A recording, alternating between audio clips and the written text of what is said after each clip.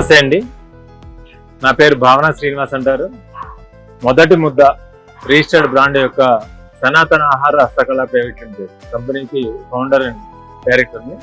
చిరుధాన్యాలతోటి రుచిగా ఆహారాన్ని ఎట్లా అందించాలనేటువంటి తాపత్రయంలో భాగంగా మొదటి ముద్ద ఆవిర్భావం జరిగింది. ఈ మొదటి ముద్ద అనగానే చాలా మంది అసలు ఆ పేరు భలే ఉంది, ఎందుకు వచ్చింది ఆ పేరు అని చెప్పి అడుగుతున్నారు. తల్లి తన బిడ్డ 6 నెలల ప్రాయంలో తినిపించేటువంటి అన్నప్రాసన రోజును తినిపించేటువంటి మొదటి ముద్దలో ఉండేటువంటి ఆ రుచి, ఆరోగ్యం, దాంతోపాటు ఆప్యాయత కూడా. ఇక్కడ మేము వాడచ్చా ఆ పదం వాడకూడదా అంటే వాడచ్చు అని మా అంతరాత్మ చెప్తుంటుంది.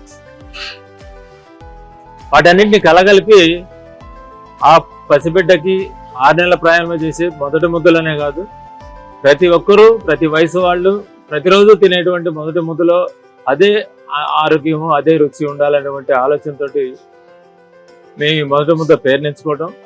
అందులో బియ్యము, గోధుమలు వీటితోటి పోలిస్తే అన్ని విషయాలలోనూ vitamins, minerals, carbohydrates, proteins, iron, శరీరానికి అవసరమైనటువంటి విటమిన్స్ ఎన్ని రకాలైతే ఉంటాయో అన్ని రకాలు కూడా సమృద్ధిగా, అంటే బియ్యంతో గోధుమతో పోల్చుకుంటే అధిక పాళ్ళు ఉండేటువంటి ఈ మిల్లెట్స్, చిరుధాన్యాలు ఏవైతే ఉన్నాయో వాటిని మేము రుచిగా ఎట్లా చేయాలి. ఇవాళ ఆరోగ్యం మిల్లెట్స్ లో ఉందనేది ఎప్పటి నుంచో, అంటే మన పేరెంట్స్ చిన్నప్పటి నుంచి కూడా మనం చూస్తున్నాం. జొన్న సంకటి తిన్నటువంటి వాళ్ళు ఉన్నారు, బలంగా ఇప్పటికీ ఉన్నటువంటి వాళ్ళు ఉన్నారు. కానీ రుచి లేకపోతే తినలేనటువంటి పరిస్థితి నేటి రోజుల్లో. రుచికి అలవాటు పడిపోయినాయి మన నాలుకలన్నీ కూడా. ఆ క్రమంలోనే రుచితో పాటు, అంటే నేటి తరం రుచులు, నాటి తరం ఆరోగ్యం అనేటువంటి క్యాప్షన్ తోటి మొదటి ముద్దని చిరుధాన్యాల శాకాహార పలహారశాలని 2015లో మొదలు పెట్టడం జరిగింది వనస్థలపురం వేదికగా. మరి అప్పటి నుంచి కూడా మా ప్రయత్నం అంతా R&D, రీసెర్చ్ అండ్ డెవలప్మెంట్ అంతా కూడా ఆరోగ్యం పోకుండా ఎట్లా రుచిగా ఇవ్వడం అనేటువంటి రీసెర్చ్ ద్వారానే ఇవాళ మేము ఈ మొదటి ముద్దని 2015 అంటే 24లో ఉన్న సుమారు 9 సంవత్సరాలుగా ఈ తాపత్రయం పడుతూ ఈ మిల్లెట్స్తో చేసినటువంటి ఆహారం, అంటే బ్రేక్ఫాస్ట్ కావచ్చు, లంచ్ కావచ్చు, డిన్నర్ కావచ్చు, అన్నీ కూడా అధిక శాతం మిల్లెట్సే. ఈ మిల్లెట్స్ కూడా సహజ పద్ధతుల్లో పండించినటువంటివి, రాయలసీమ ప్రాంతంలో దొరికేటువంటివి అన్నీ కూడా మేము అక్కడొకటి దొరికేటువంటి అన్నిటి కూడా సేకరించి ఆ సమాచారం అంతా తెలుసుకొని ఇక్కడ దాకా తీసుకురావడం, రుచిగా తయారు చేసి వినియోగదారులకు అందించడం, ఆ వినియోగదారుల ఆదరణ పొందడం జరుగుతుంది.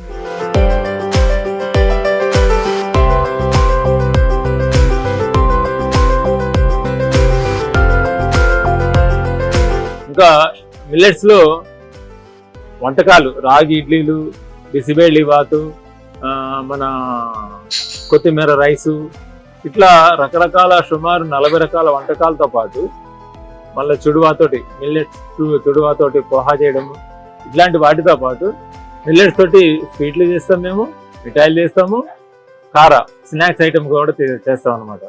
అందులో సుమారు 9-10 రకాల కార ఐటమ్ ఉన్నాయి, 9-10 రకాల ఇవి స్వీట్ ఐటమ్ కూడా ఉన్నాయన్నమాట. ఇవన్నీ కూడా అంటే సామల మైసూర్ పాకం, బీట్రూట్ లడ్డు, కొర్రలతోటి పాయసము, ఇట్లా అనేక రకాలు మేము ఈ చిరుధాన్యాలతోటి ఆహారాన్ని అందించడం జరుగుతుంది.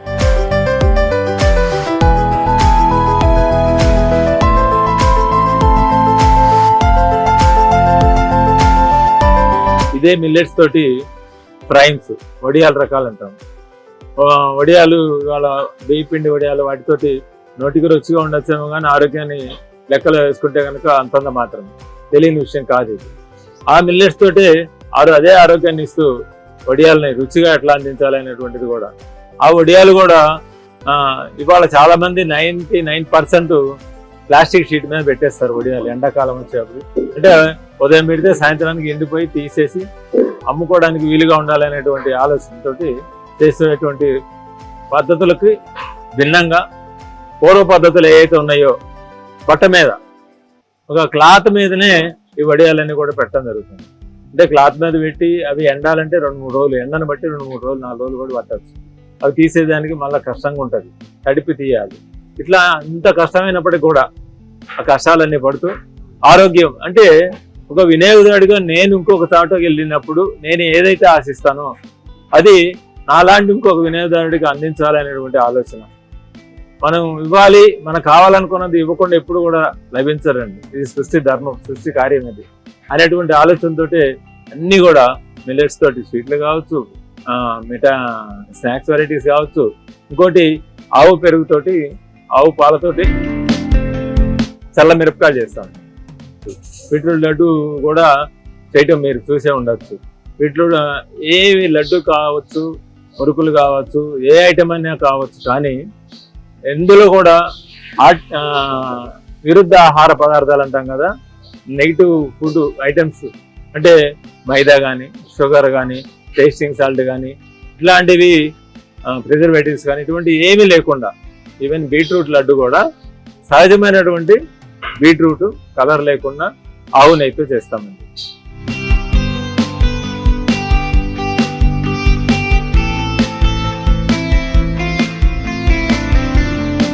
మా దగ్గర నుంచి అబ్రాడ్ పంపించుకుంటూ ఉంటారు పిల్లలకి పంపించుకుంటూ ఉంటారు పేరెంట్స్.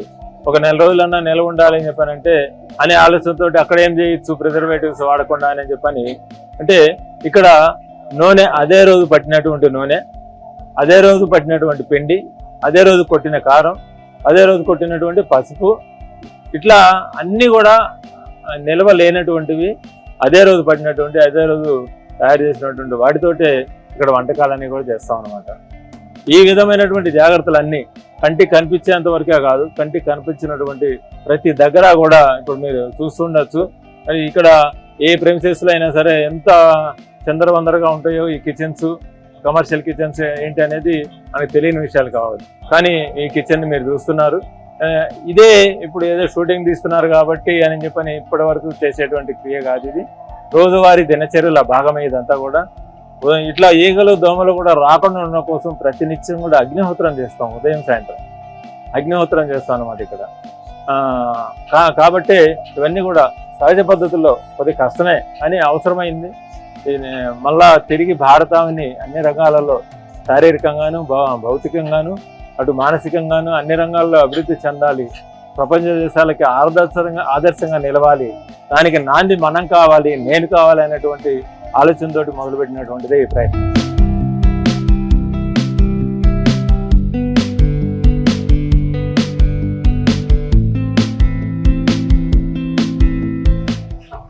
ఇవి ఒమేగా లడ్డు అని పేరు పెట్టామండి. వెజిటేరియన్లో అవిసెలు, ఫ్లాక్సీడ్ అంటాం కదా, ఒమేగా ఫ్యాటీ యాసిడ్స్ అంటే మన గుండెకి మంచిది అంటారు. ఇది ఈ అవిసెలతో చేసినటువంటి, అవిసెలు తాటి బెల్లంతో చేసినటువంటి ఒమేగా లడ్డు అన్నమాట. అలానే ఇవి కాల్షియం లడ్డు అని పేరు పెట్టాము. వీటికి నువ్వుల్లో కాల్షియం ఉంటుంది అనేటువంటి ప్రత్యేకించి మనకి గుర్తు చేసుకోవాల్సిన అవసరం కూడా లేదు, అందరికీ తెలిసిన విషయం. నువ్వులు, ఖర్జూరము, ఆవు నెయ్యి వీటితోటి కాల్షియం లడ్డు చేస్తాం. ఇంకోటి ఇది B12 లడ్డు. B12 అంటే తవుడుతో చేసిన లడ్డు అనమాట. మంచి టేస్ట్ ఉంటుంది. తవుడు కదా అనుకోవసరం లేదు, చక్కగా డ్రై ఫ్రూట్స్, ఆవు నెయ్యి అన్నీ వేసి చేస్తాం అన్నమాట ఈ B12 లడ్డు. అదేవిధంగా దీన్ని ఐరన్ లడ్డు. ఈ పల్లీలు, ఖర్జూరము, ఆవు నెయ్యి తదితరటువంటి మిశ్రమాలతో చేసేది ఉంటుంది. ఇది బీట్రూట్ లడ్డు. ఈ బీట్రూట్ లడ్డు ఒరిజినల్ బీట్రూట్ అనమాట. ఇది ఎటువంటి కలర్స్ కానీ, ప్రిజర్వేటివ్స్ కానీ, ఫ్లేవర్స్ కానీ ఏవి ఉండవు అనమాట. వీటిలో అన్ని న్యాచురల్ ఇంగ్రీడియంట్స్. ఇవి డ్రై ఫ్రూట్ లడ్డు, అన్ని కూడా డ్రై ఫ్రూట్స్ అండి. ఇది లడ్డుగా రావడం కోసం ఖర్జూరం, చాలా మంది ఖర్జూరమే 60-70% వేసేస్తారు. అంటే కాదు, ఇది అన్ని డ్రై ఫ్రూట్సే ఉంటాయి. ఇక డ్రై ఫ్రూట్ లడ్డు అన్నమాట. ఇది కొర్రలతో చేసినటువంటి చెక్కలు. అప్పాలంటాం కదా, కొర్రలతో చేసేది. కొర్రలు, సొరకాయ, నువ్వులు తదితర మిశ్రమాలతో చేసిందనమాట.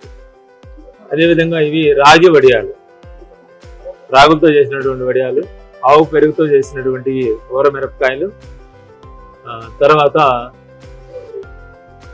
ఓదలతో చేసినటువంటి వడియాలు, ఆ తర్వాతవి కొర్ర వడియాలు, ఇవేమో మామిడి ఒరుగులు, ఇవేమో గుమ్మడి వడియాలు, ఇదేమో తాటి బెల్లం, ఇది తాటి కలకండ.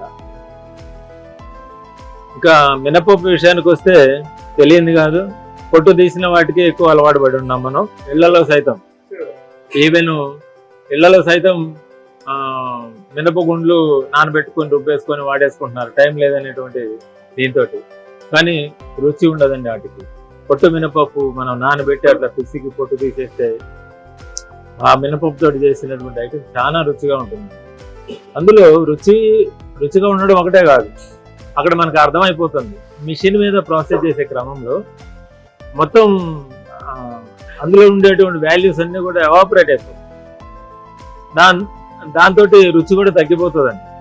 కాబట్టి పొట్టు మినపప్పుకి మేము ప్రాధాన్యత ఇస్తాం. ఇంకోటి గోధుమల విషయానికి వస్తే, గోధుమలతో కొంత చపాతీ రావడం కోసం కొద్దిగా పాలు కలుపుతాము. అవి కూడా ద్రవ గోధుమలు అండి. ద్రవ గోధుమలు ఆరోగ్యానికి శ్రేష్టము, ప్లస్ రుచికి రుచి.